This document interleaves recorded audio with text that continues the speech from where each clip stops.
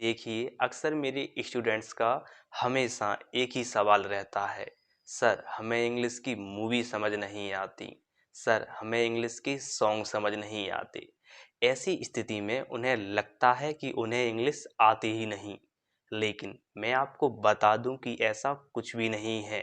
बस आपको कुछ स्लैंग वर्ड सीखना है। अगर आपने उन्हें सीख लिया और समझ लिया तो आज से ही आपको भी इंग्लिश के सॉन्ग, स्पेशली इंग्लिश की मूवी समझ आना चालू हो जाएंगी। मैं आपके सामने कुछ एग्जाम्पल देता हूँ।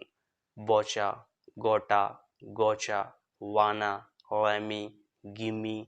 अब आपको लग रहा होगा पता नहीं सर कौन सी भाषा बोल रहे हैं, लेकिन ऐसा कुछ भी नहीं है। ये सारे हमारे इंग्लिश की ही वर्ड्स हैं। बस हमने कुछ वर्ड्स को मिलाकर नए शब्द बना लिए हैं। इन्हें हम इंग्लिश में बोलते हैं कॉन्ट्रैक्शन और स्लैंग वर्ड भी बोलते हैं। तो बस अब बिना देरी करे चलो इनको सीखते हैं एक एक करके। देखिए, हमारा सबसे पहला वर्ड है गोना। जो गोना शब्द है वो गोइंग टू को मिलाकर बना है और इसकी हिंदी होती है जा रहा हूँ। बस आप इतना समझें, जहाँ पर आप गोइंग टू बोलते हो उसे आप एक साथ बोल सकते हो गोना। देखिए, अब आप सोच रहे होंगे कि सर हम ऐसा करते ही क्यों हैं? जब हम गोइंग टू बोल सकते हैं तो हम गोना बोलेंगे क्यों? देखिए, इसके दो कारण होते हैं। एक तो गोइंग टू को जो पढ़ने में टाइम लगेगा उससे कम टाइम लगेगा हमें गोना बोलने में, और दूसरा कारण होता है थोड़ा स्टाइलिश में बोलने के लिए। वैसे आप नॉर्मली बोल सकते हो, अगर आपको बोलना है कि मैं स्कूल जा रहा हूँ या फिर मैं मार्केट जा रहा हूँ, तो सेंटेंस बनेगा I am going to market. और अगर आप गोइंग टू की जगह बोल दोगे गोना तो सेंटेंस बनेगा आई एम गोना मार्केट। अब इसमें दो फर्क हुए। एक तो आपने आई एम गोना मार्केट थोड़ा जल्दी बोल दिया, और दूसरा कारण है थोड़ा स्टाइलिश लगा आई एम गोना मार्केट। थोड़ा स्टाइलिश बनने के लिए हम इन शब्दों का यूज करते हैं। हाँ, एक चीज का ध्यान रखें, जो भी मैं शब्द आपको समझाने वाला हूँ 1 से लेके 11 तक, इन सारे शब्दों का यूज या इन सारे स्लैंग का यूज, इनको हम कॉन्ट्रैक्शन भी बोलते हैं। तो मैं स्लैंग बोलूँ या कॉन्ट्रैक्शन बोलूँ एक ही बात है। तो इन सारे स्लैंग का यूज आप रिटन एग्जाम में नहीं कर सकते। बस अब रिटन एग्जाम क्या होता है इसको छोड़ो। आप तो बस एक चीज समझो कि जहां पर आपको बोलना हो, स्पीकिंग करना हो, तो आप स्पीकिंग कर सकते हो बट लिख नहीं सकते। बस इतना सा चीज समझ लो कि जहां पर आपको बोलने की जरूरत पड़े, किसी से बातचीत करते हो, तो फटाफट से बोल देना आई एम गोना मार्केट। लेकिन कभी कोई एग्जाम लिख रहे हो, कोई एप्लीकेशन लिख रहे हो, तो वहां पर आप गोना का यूज नहीं करोगे। हाँ, ऐसा नहीं है कि हम सारे कॉन्ट्रैक्शन का यूज रिटन में नहीं कर सकते। जो मैं स्टार्टिंग में कराने वाला हूँ इनको हम केवल स्पीकिंग के लिए यूज करते हैं, और जो मैं बताऊंगा ना आपको बाद में उनका हम रिटन एग्जाम में भी यूज कर सकते हैं। एक एग्जांपल और कर लेते हैं। मैं पढ़ने जा रहा हूँ। वैसे तो सेंटेंस बनेगा I am going to study, लेकिन आप थोड़ा स्टाइलिश में बोल सकते हो आई एम गोना स्टडी। हमारा दूसरा शब्द है वाना। ये शब्द बना है वांट और टू को मिलाकर, और इसकी हिंदी होती है ना चाहता हूँ। तो अब आपको क्या ध्यान रखना है, जहाँ पर आप वांटू बोलते हो वहाँ पर आप वाना बोल सकते हो। ऐसे मैं आपसे बोलता हूँ कि मैं तुमसे मिलना चाहता हूँ, तो सेंटेंस कैसे बनेगा I want to meet you. लेकिन आप वांट टू की जगह वाना का यूज करोगे तो सेंटेंस कैसे बनेगा आई वाना मीट यू। या आप ऐसे समझो, आपको बोलना है कि रमन मूवी देखना चाहता है, तो सेंटेंस कैसे बनता Raman wants to watch movie. लेकिन थोड़ा स्टाइलिश में कैसे बनेगा रमन बाना वॉच मूवी। देखिए, इसके बाद हमारा शब्द है लैमी। जो लैमी शब्द है वो लेट और मी को मिलाकर बना है, जिसकी हिंदी होती है कोई काम करने देना। जैसे आपको किसी से बोलना हो कि भाई मुझे मोबाइल चलाने दो, तो सेंटेंस कैसे बनेगा लेट मी ऑपरेट मोबाइल। लेकिन लेट और मी को आप मिलाकर क्या बोलोगे लैमी। तो सेंटेंस कैसे बन सकता है लेमी ऑपरेट मोबाइल। अच्छा, एक एग्जांपल और करते हैं। आपको बोलना है कि मुझे जाने दो, तो सेंटेंस कैसे बनता है लेट मी गो। लेकिन आप कैसे बोल सकते हो लेट मी गो। इसके बाद हमारा शब्द है गिम्मी। जो गिम्मी शब्द है वो गिव और मी को मिलाकर बना गया है, जिसकी हिंदी होती है मुझे दे दो। अगर आपको किसी से बोलना हो कि मुझे मोबाइल दे दो, तो सेंटेंस कैसे बनता गिव मी मोबाइल, लेकिन आप गिव और मी की जगह क्या बोल सकते हो, गिव मी। तो सेंटेंस कैसे बनेगा, गिव मी मोबाइल। एक एग्जाम्पल और करते हैं। मान लो आपको किसी से बोलना हो कि मुझे पानी की बोतल दे दो, तो सेंटेंस कैसे बनता, गिव मी बोतल ऑफ वाटर। लेकिन थोड़ा स्टाइलिश में कैसे बोलोगे, गिव मी बोतल ऑफ वाटर। इसके बाद जो शब्द है थोड़ा इम्पोर्टेंट है, क्योंकि इसको आप अधिकतर किसी से बोलते हुए सुन सकते हो। इसे हम बोलते हैं गौचा। अच्छा, अब गौचा होता क्या है, ध्यान रखना, इसे गौचा नहीं बोलोगे, आप क्या बोलोगे, गौचा। इसका मीन्स होता है कि मैं समझ गया हूँ। अच्छा, अगर आपको बोलना होता कि मैं समझ गया हूँ, तो सेंटेंस ऐसे बनता है कि आई हैव गॉट इट। तो आप इतना समझें कि आई हैव गॉट इट, इसको हम एक साथ क्या बोलते हैं, गौचा। और इसकी हिंदी क्या होती है, समझ गया हूँ। अब मैं आपको इसकी एग्जांपल क्या ही कराऊं, बस आपको तो बस इतना समझना है, जब आपको कोई चीज़ समझा रहा हो, मान लो कि आपका कोई दोस्त है या आपका कोई टीचर है जो आपको कुछ समझा रहा है, और अब आपको बोलना है कि सर मैं समझ गया हूँ, तो आप कैसे बोलोगे नॉर्मली कि आई हैव गॉट इट, मतलब मुझे समझ आ गया है। लेकिन थोड़ा स्टाइलिश में एक साथ कैसे बोलोगे, गौचा। इसके बाद जो स्लैंग वर्ड है वो भी बहुत इम्पोर्टेंट है, इसे हम बोलते हैं डनो।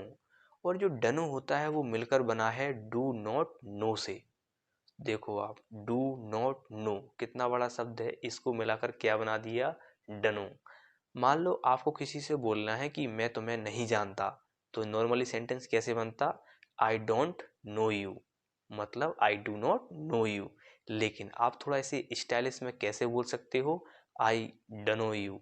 तो आपने देखा डू नॉट नो, इसको तीनों को मिलाकर आपने केवल एक ही चीज बोल दी, आई डनो यू। या आपको बोलना हो कि मैं इंग्लिश बोलना नहीं जानता, तो सेंटेंस कैसे बनता, I do not know how to speak English. लेकिन यहाँ पर आप थोड़ा स्टाइलिश में कैसे बोल सकते हो, I don't know how to speak English. इसके बाद हमारा शब्द है गोटा। और जो गोटा होता है वो हैव गॉट टू को मिलाकर बना गया है, और इसकी हिंदी होती है ना होगा। देखो ऐसा कई बार होता है ना, जब आपको बोलना होता है कि मुझे जाना होगा, मुझे आना होगा, मुझे ऐसा काम करना होगा, मुझे वैसा काम करना होगा, तो आप हैव गॉट टू को मिलाकर सेंटेंस बनाते हो। लेकिन यहाँ पर आप हैव गॉट टू को मिलाकर एक ही चीज बोल सकते हो, गोटा। जैसे आपको बोलना है कि मुझे जाना होगा, तो आप बोल सकते हो आई गोटा गो। या आपको बोलना हो कि मुझे आना होगा, तो सेंटेंस बनेगा आई गोटा कम। इसके बाद हमारा शब्द है किंडा। जो किंडा शब्द है वो काइंड ऑफ को मिलाकर बना गया है, जिसकी हिंदी होती है एक प्रकार का।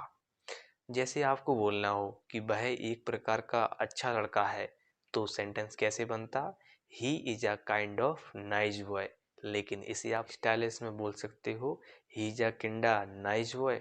मान लो आपको ऐसा बोलना होता कि मैं एक प्रकार का अच्छा छात्र हूँ, तो सेंटेंस कैसे बनता, I am a kind of good student. लेकिन इसे आप थोड़ा स्टाइलिश में बोल सकते हो, I am a kinda good student. इसके बाद जो हमारा स्लैंग है वो है आंट। अब आंट थोड़ा पेचीदा हो जाता है, क्योंकि जो आंट होता है वो कभी कभी इज नॉट को मिलकर बनता है, कभी कभी आर नॉट को मिलकर बनता है, और कभी कभी एम नॉट को मिलकर बनता है। तो अब आपको इस चीज़ का ध्यान रखना है कि जो आंट है वो इज नॉट का कॉम्बिनेशन है, आर नॉट का कॉम्बिनेशन है, और एम नॉट का कॉम्बिनेशन है। जैसे आपको बोलना है कि मैं नहीं आ रहा हूँ, तो सेंटेंस कैसे बनाओगे, आई एम नॉट कमिंग। लेकिन यहाँ पर आप एम और नॉट को क्या बोल सकते हो, आंट। तो सेंटेंस कैसे बनेगा, आई आंट कमिंग। हमारा शब्द है सोडा। जो सोडा है वो शुड और हैव को मिलाकर बनाया गया है, जिसकी हिंदी होती है पास होना चाहिए। जैसे मेरे पास एक आईफोन होना चाहिए, तो सेंटेंस कैसे बनता, I should have an iPhone. लेकिन थोड़ा स्टाइलिश में कैसे बोलोगे, आई शुड एन आईफोन। देखिए इसके बाद जो स्लैंग है वो भी बहुत इम्पोर्टेंट है, इसे हम बोलते हैं बौचा। अब ये बौचा होता क्या है, देखिए बौचा जो शब्द है वो व्हाट आर यू, इन तीन शब्दों को मिलाकर बनाया गया है, और इसकी हिंदी क्या होती है वो आप समझ सकते हो, क्या तुम। ऐसे में को आपसे बोलना हो कि तुम क्या कर रहे हो, तो सेंटेंस कैसे बनेगा, व्हाट आर यू डूइंग। अब देखिए इतना बड़ा सेंटेंस था, अब आप व्हाट आर यू को क्या बोल दोगे, बोचा। तो सेंटेंस कैसे बनेगा, बोचा डूइंग। देखिए अभी तक मैंने आपको जो स्लैंग वर्ड्स कराए हैं इनका यूज आप केवल और केवल स्पीकिंग के लिए करोगे। आप कभी भी इन सारे स्लैंग का यूज रिटन एग्जाम में नहीं करोगे। दूसरी बात, आप ध्यान रखें, जब आप अपने किसी बॉस से या आप अपने जब किसी सीनियर से बात करोगे तब भी कोशिश करो, कोशिश ही नहीं तब आपको यूज करना ही नहीं है। वैसे कोशिश करें कि इनका गलती से भी कभी बॉस के साथ या सीनियर के साथ यूज ना हो। तो चलिए अब हम वो स्लैंग वर्ड सीखते हैं या वो कॉन्ट्रैक्शन सीखते हैं जिनका यूज आप स्पीकिंग के साथ साथ रिटन एग्जाम में भी कर सकते हो। और हाँ, यही मेन कारण होता है इंग्लिश सॉन्ग समझ ना आने के पीछे का, क्योंकि इनको बनाने का जो कॉन्ट्रैक्शन है वो चीज़ों को इतना छोटा कर देता है कि हमें समझ ही नहीं आता कि सामने वाला क्या बोल रहा है या सामने वाले ने क्या बोल दिया। चलो एक एक करके इनको समझते हैं। देखिए अब आपकी स्क्रीन पर कुछ वर्ड्स आ रहे होंगे और जो आपको कॉमा दिख रहा है इसे हम बोलते हैं रीड कॉमा। अब क्या होता है, कुछ हेल्पिंग वर्ब को शॉर्ट में लिखने के लिए कुछ टेक्निक अपनाई गई। जैसे विल को शॉर्ट में लिखने के लिए हम रिच्ड कॉमा के बाद डबल एल लगा देते हैं प्रोनाउन में। जैसे आपको लिखना है ही विल, तो आप ही विल पूरा ना लिखकर आप क्या लिखोगे, heal, H E comma double L, heal. ऐसे ही सील, आइल, देल। इसी प्रकार और भी शब्द होते हैं जैसे A R E R, R को शॉर्ट में लिखने का तरीका होता है रेस्ट कॉमा आर ई। देखिए इसी प्रकार हेड को और वुड को शॉर्ट में लिखने के लिए हम कॉमा लगाकर डी लगा देते हैं। अब ध्यान रखें, जो कॉमा लगाकर आप डी लगाते हो इसके दो मीन्स होते हैं, या तो वो लिखा होगा हेड या लिखा होगा वुड। ठीक इसी प्रकार आप कभी कभी कॉमा लगाकर वी ई लिख देते होंगे, इसका मीन्स होता है कि वो लिखा हुआ है हैव। देखिए अब मैं आपको शॉर्ट में चीज़ें समझा दूं। विल को शॉर्ट में लिखने के लिए डबल एल, हैव को शॉर्ट में लिखने के लिए वी, इज को शॉर्ट में लिखने के लिए ओनली एस। और अब ऐसे बहुत सारे वर्ड्स होते हैं, आपको मैं एक एक करके समझाऊंगा तो बहुत बड़ी वीडियो बन जाएगी। इसीलिए मैं आपके सामने स्क्रीनशॉट लगा देता हूं, आप इसको अच्छे से नोट कर लें। तो बस आज की वीडियो के लिए इतना ही, मिलेंगे जल्दी कुछ नए के साथ, तब तक के लिए नमस्कार।